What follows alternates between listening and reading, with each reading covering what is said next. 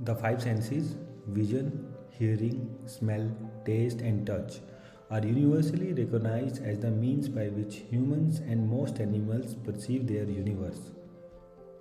They do so through optical sensing, vision, acoustic sensing, hearing, chemical sensing, smell and taste, and mechanical or tactile sensing, which can be done through touch also.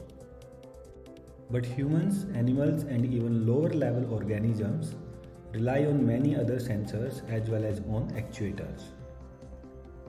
Most organisms can sense heat and estimate temperature.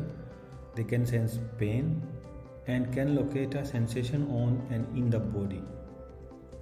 Any stimulus on the body can be precisely located. Touching of a single hair on the body of an animal is immediately located exactly through the kinesthetic sense. If an organ is affected, the brain knows exactly where it is occurred. Some animals such as bats can echolocate using ultrasound, while others including humans make use of binaural hearing to locate sounds. Still others such as sharks and fish sense vibration in electric fields for location and hunting. You might aware of rays and platypus. Birds and some other animals can detect magnetic fields and use these for orientation and navigation. Organisms can sense pressure and have a mechanism for balance. For example, the inner ear in humans. Pressure is one of the main mechanisms fish use to detect motion and prey in the water, and vibration sensing is critical to a spider's ability to hunt. Bees use polarized light to orient themselves, as do some species of fish. And these represents only a small selection of the sensing mechanism used by organisms. Sensing, of course, is not limited to higher organisms. It exists in all organisms down to the cell level. Some of these can be observed directly, such as some that are associated with plants, including sensitivity to light, heat, and moisture. Plants have execute chemical sensing mechanisms that allow them to detect and often to protect themselves from pests or the effects of cold weather. Even lower on the dimensional scale, some microbes can detect electric and magnetic fields and use these to their advantages. The range of sensing mechanisms and the range of their sensitivities are truly vast.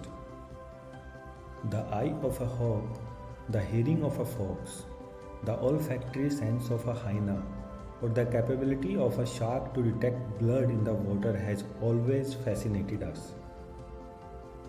But what about the ability of a moth to detect pheromones released by another moth at large distance, or the humming of a bat on a single insect without being able to see it? Organisms also have a variety of actuators to interact with their environment. In humans, the hand is an executive mechanical actuator capable of a surprising range of motion, but it is also a tactile sensor. The feet, as well as many muscles, allow interaction with the environment. But there are other mechanisms that can be used to affect actuation. A human can use its mouth to blow away dust or soothe a burn and can close and open its eyelids. A cat can unsheath its claws, and a chameleon can move each eye independently and shoot its tongue to catch a fly.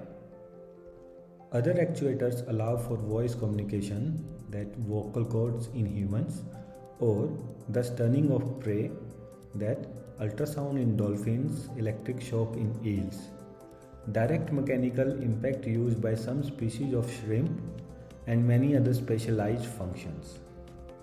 Some actuation, such as the movement of a sunflower to track the sun or the twisting and turning of an oat seed to insert itself into the soil, are more subtle but nevertheless equally important. With respect to the sensory and actuation diversity in organisms, we are still very far behind, and our mimicking of natural sensors and actuators is still in its infancy. It has taken the better part of 40 years to develop a working artificial heart, whereas seemingly simple organs such as the esophagus do not yet have an artificial implementation. Now let's pose a question. Where are we in comparison with the nose of a dog?